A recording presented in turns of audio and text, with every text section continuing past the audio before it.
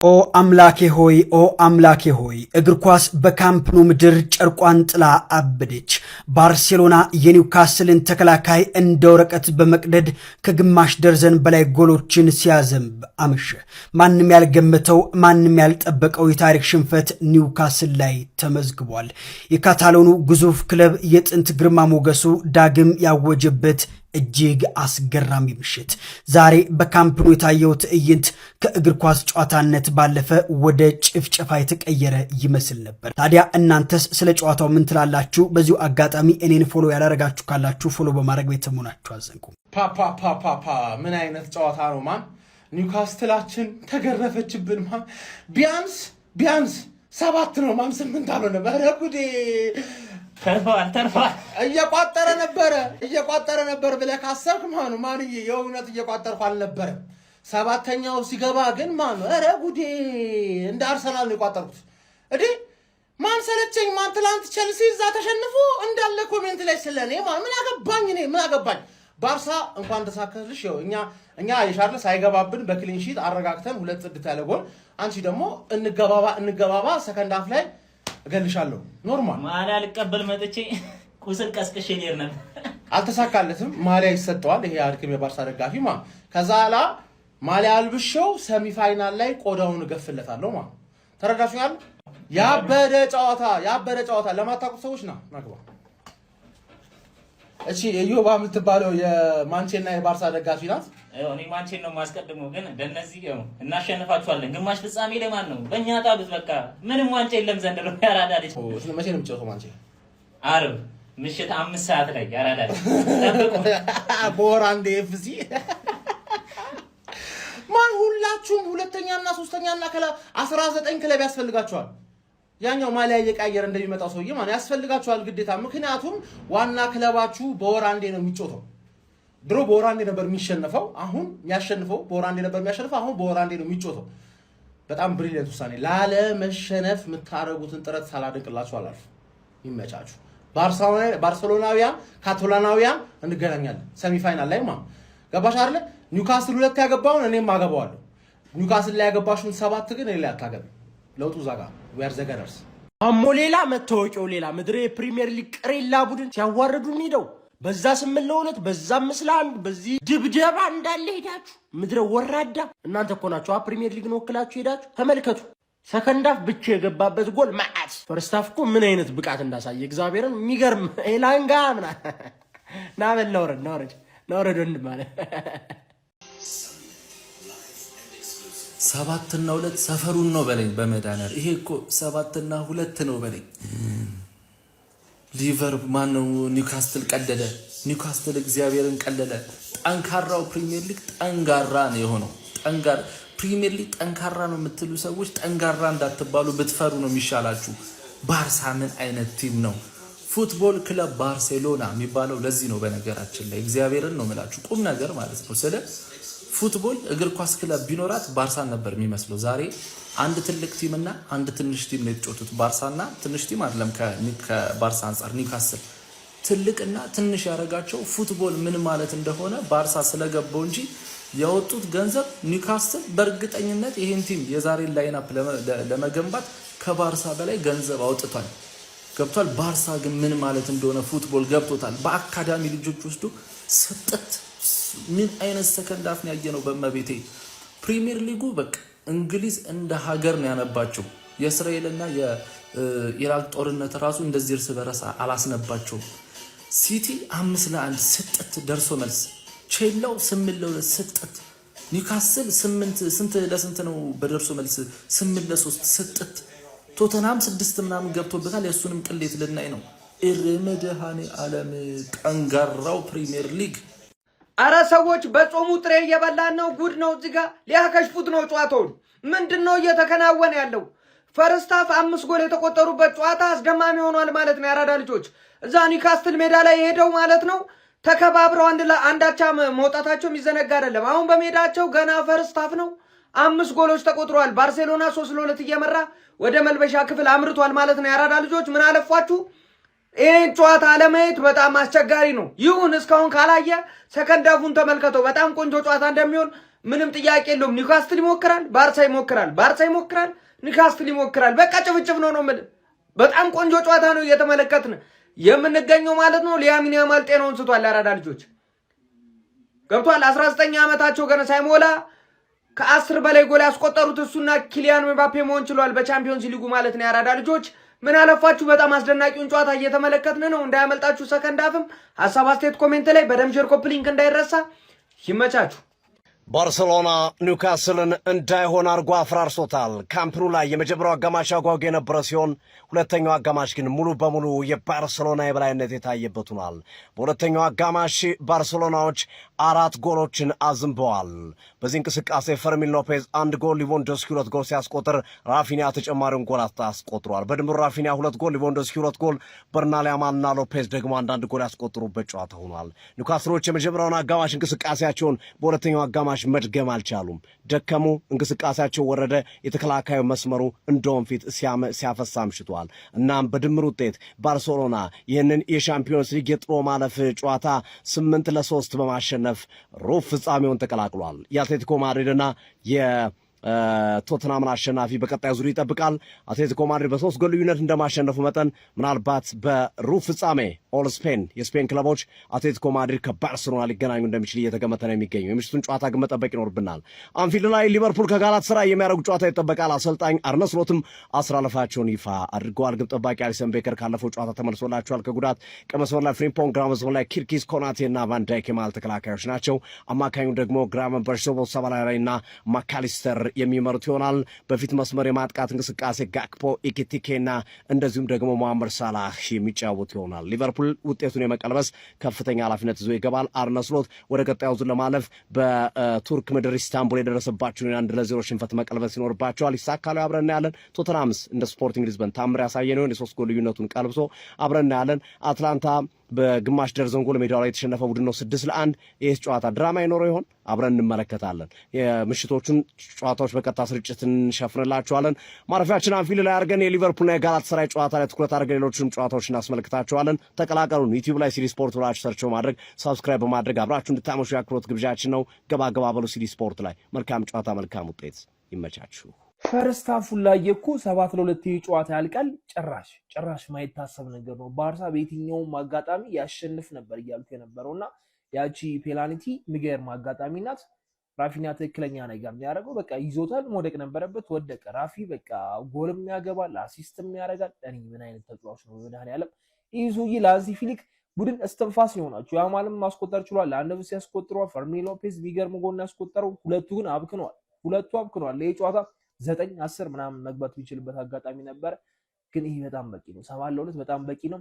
ቀጣይ አትሌቲኮ ማድሪድ ነው የሚያልፈው። ያው እሱን ነው የምናገኘው፣ እናወራበታለን። መበቀል አለባቸው የባለፈው። በስማ ማን ይሄ መነዳት በቃ እንደዚህ ኒውካስትል ላይ 7 እንዴት ማን ኒውካስትል ማለት ነው አሁን 7 መግባቱን አትዩት። 7 ስለገባበት ማለት ነው ዛሬ አልተጫወተም እንዳትሉ። ፈርስት ሃፍ ላይ ትክክለኛ ጌም ነበር የሰጣችሁ፣ ትክክለኛ ማለት ነው። ባርሴሎናዎች ግራ ገብቷችሁ ነበር። ፈርስት ሃፍ ላይ ኒውካስትል ፔናልቲ ተከልክሏል። ፈርስት ሃፍ ግን ማለት ነው ያ ፔናልቲ በፍጹም አያድናቸውም። ማን 7 አዘነቡባችሁ። ማን ቱ ማን ማርኪንግ እንዴት ነው ባርሴሎናን ማን ያሁላ ኳስ የሚችል ሰው እነ ያማል እነ ፔድሪ ያሉበት ክለብ እንዴት ማን ቱ ማን ማርክ ይደረጋል? አረ ምን በአንድ ስሩ ቦል እኮ ይታለፋሉ። ምን ሆኖ ነው እንዴ? አርፎ ወይኔ ጉዴ! ማን ሉዊስ ሆል እግዚአብሔርን ማለት ለሉዊስ ሆል ደርሶ መልስ ምን አይነት ጌም ደርሶ መልስ በጣም ያበደ ጌም ነው የተጫወተው። ማን ክሬዲት ያስፈልጓል። የፕሪሚየር ሊግ ቲሞች እያዋረዳችሁ ነው። ማን በጣም ነው ያዋረዳችሁ። ቼልሲ፣ ማንቸስተር ሲቲ፣ ኒውካስትል፣ ሊቨርፑል ዛሬ ተሸነፍ እገልሃለሁ። ምን አባታችሁ ነው ኒውካስትሎች ዊጥ የሚያረጋችሁ? አቅማችሁን አውቃችሁ አርፋችሁ አትቀመጡ።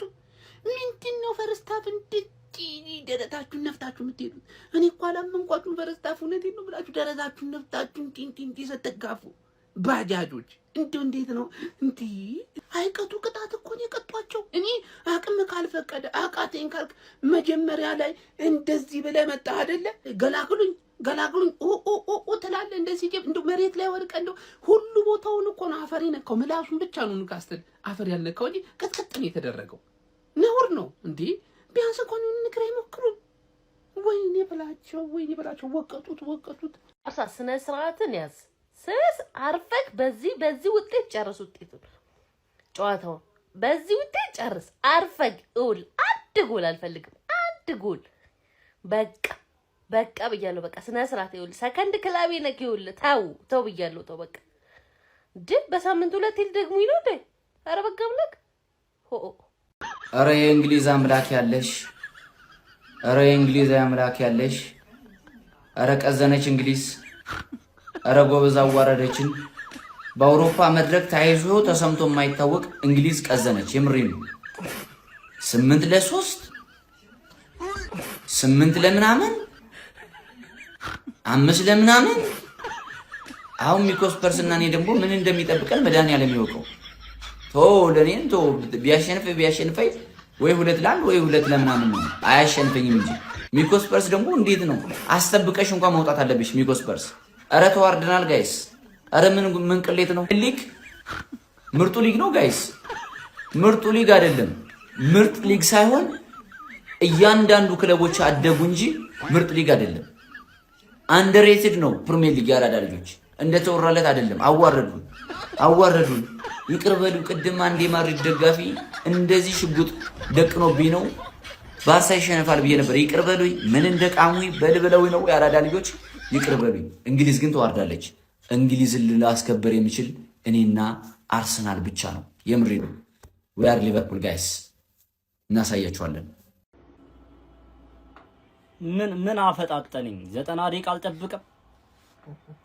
ፈርስት ሃፍ ያየነው ኒውካስል አይ ነው እንጂ እንደዚህማ አይሆንም። እንደዚህ እኔ ፈርስት ሃፍ ያየሁት ኒውካስል ይሄ አይደለም።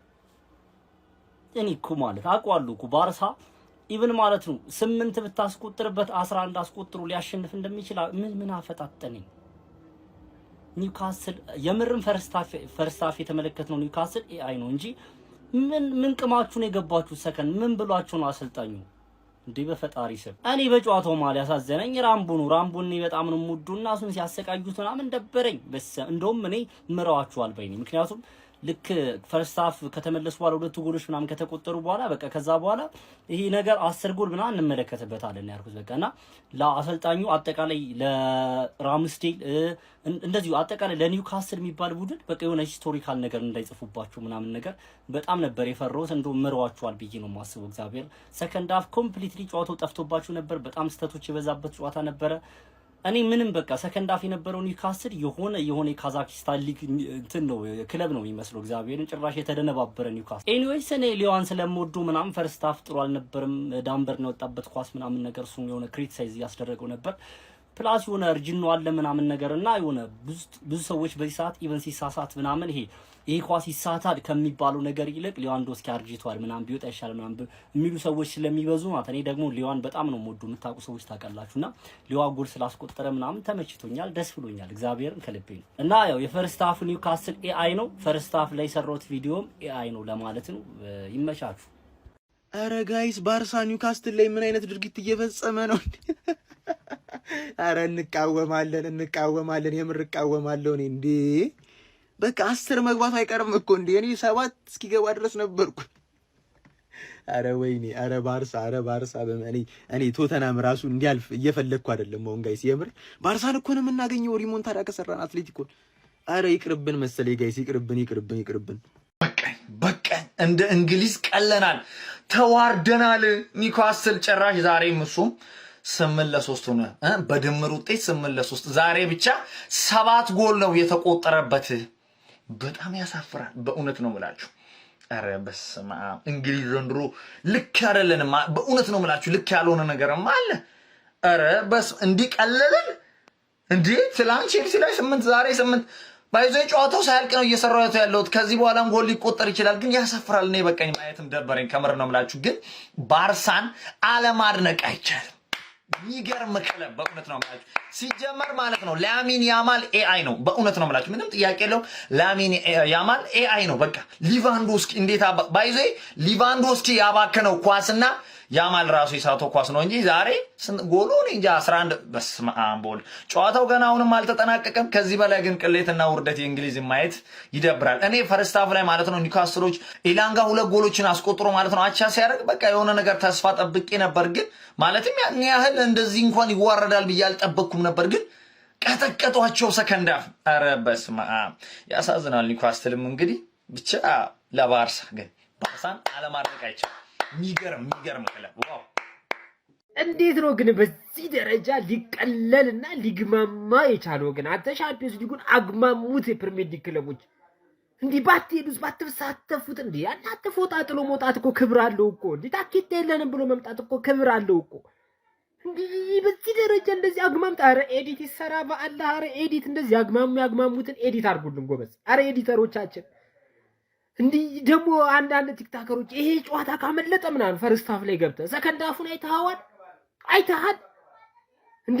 እናንተም መወስወሴ ማመኔ ነው። እኔ ደግሞ ብቻ ኤዲት ይደረግ ጎበዝ፣ ኤዲት ይደረግ። ምድረ አሁን ሽማግሌ ይቀጥላል። ቆይ ማን እኔ እዚህ ጨዋታ ላይ አንተ ያማር እንዴት አባቱ ነው የሚችለው? ኤዲተሮች ይሄ ልጅ ኤዲት አይደለም ሌላም ነገር ነው የሚያስፈልገው። በፈጣሪ ስም እንዴት ነው የምታገብለብልብ? ኳሱ እንዴት ነው የምታረጋቸው?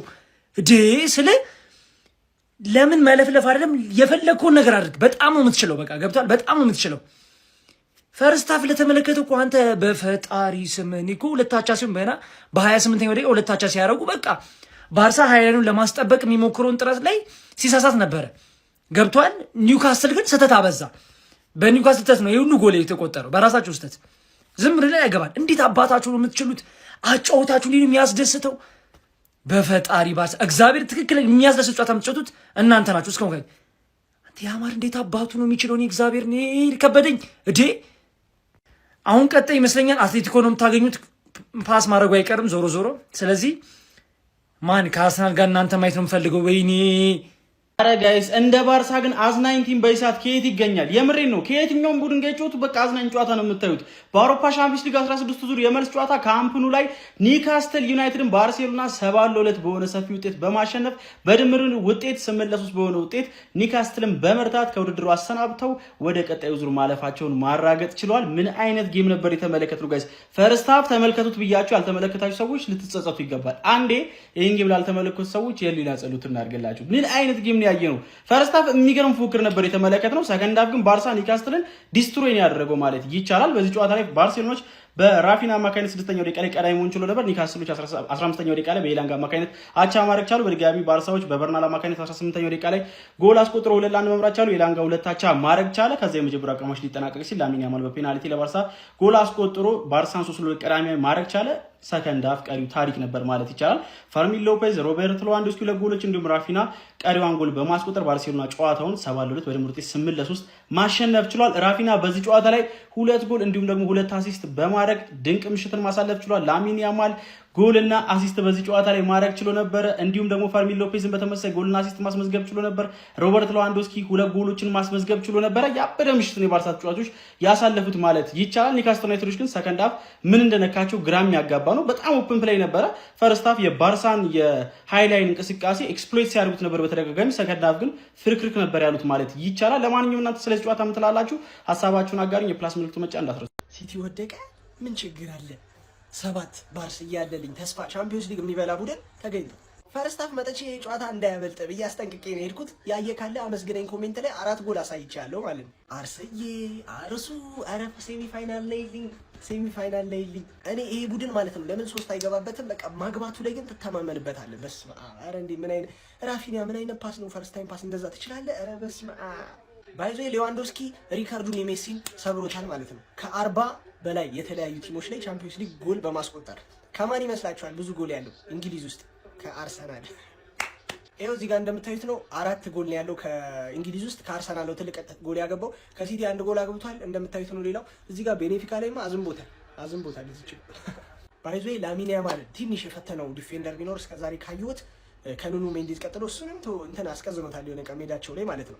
ሉዊስ ሆል የኒውካስትሉ ሌፍት ባክ ፈርስት ሊጉን በእርግጥ ያማል ጀመር አልተጫወተም፣ አልተሰጠውም ኳስ ብዙ ምናምን። ዛሬም ሆነም ቀራት ይዞ የሚያማልን ግን ጥሩ ለመከላከል ሞክሯል፣ አስጥሎታል 1-2 ኳስ ምናምን። ኤኒዌይ ይሄ ቻምፒዮንስ ሊግ በጣም ትንሽ የምፈራለት አትሌቲኮ ነው ቀጣይ ባርሳ። ከዛ ውጪ ኒውካስትል ሲያቀብጣቸው ነካክቷቸው ኧረ በስመ አብ እንዲሁም አዝነውላቸው ነው እንጂ 9-2 ምናምን የሚያልቅ ጨዋታ ነበረ። እኔ እስከ ረፍት በጣም አድንቄያቸው ነበረ ኒውካስትሎችን። ተታግሏል እስከ ረፍት እስከ 44ኛ ደቂቃ እኮ 2 አቻ ነበሩ። ከረፍት በኋላ ግን ምን ብሏቸው ነው የገቡት ባርሳዎች? እምሽክ ቅጥቅጥ። እኔ ያው የባርሳ ደጋፊ ነኝ ኦፍ ኮርስ ቪስካል ባርሳ ቪስካል ካታሎኒያ ደስ ብሎኛል። አርሰናልን አባቴ ሴሚ ፋይናል ላይ ያገኝልናል። አርሰናል ናት ቀጣይ። ይሄ ጣፈንተ ይድረስሽ ይኸው መርቄሻለሁ። ኧረ ባርሳ ኧረ ባርሳ ኧረ ባርሳ እነዚህ ልጆች እነ ፈርሚን ሎፔዝ እነ ራፊኒያ እነ ላሚን ያማል ኧረ በስመ አብ ቲሙ ፐርፎርማንስ ያደርግ በቃ ያረጋል። ኒውካስትሎች ግን ያው የነብር ጭራ ከያዝክ አትልቀቅ ነው። እንዴት ይዘት ለቃል። ኤኒዌይስ የሚገርም ውጤት ነው። ቻምፒየንስ ሊግ እያስደመመን ነው እንግዲህ የሚገኘው። ቀጣይ ሊቨርፑል ጨዋታ ነው። መልካም እድል ሊቨርፑል። ያ የባርሳ ደጋፊዎች ግን ምንድን ነው የሚሰማችሁ? እንዲህ ከሆነ ቀን ነውባችሁ ምናምን ፊል ባረገው ኒውካስትልን የሚያክል ኢነርጄቲክ ቲም እንደዚህ 7 አግብታችሁበት ምናምን ሁለቱን ደግሞ ማየት ዝም ብለው ማየት ራሱ ቆመው አይደለም እንደዚህ ምናምን እየተጃጃሉ ሜዳ ውስጥ አይደለም ሲጫወቱ ማየት ብቻ በቃ ያዝናናል። በቃ ቀንነውባችሁና የሆነ ሌላ የምደግፈው ቡድን ቢኖር ደስ ይለኛል። እኔ ከዩናይትድ ውጭ ምንም በቃ ሴንስ የሚሰጠኝ ቲም የለምና የሆነች እንዲህ ማቆያ መጠባበቂያ ቢኖረኝ ደስ ይለኛል። ያው ዘንድሮ ሙኒክ ነው የምደግፈው፣ ግን ያው ዝም ብሎ እንደ ዩናይትድ ያው ቢሸነፍ ጨጓራዬ መለጥ መሄድናትና የእንግሊዝ ቡድን በአንድ ጨዋታ 7 ሲገባበት ከቶተናም ቀጥሎ ኒውካስል ሁለተኛው ቡድን ነው በታሪክ በአንድ ጨዋታ ቻምፒየንስ ሊግ ላይ 7 ገብቶበት አያውቅም የሚል ጽሑፍ አይቻለሁ።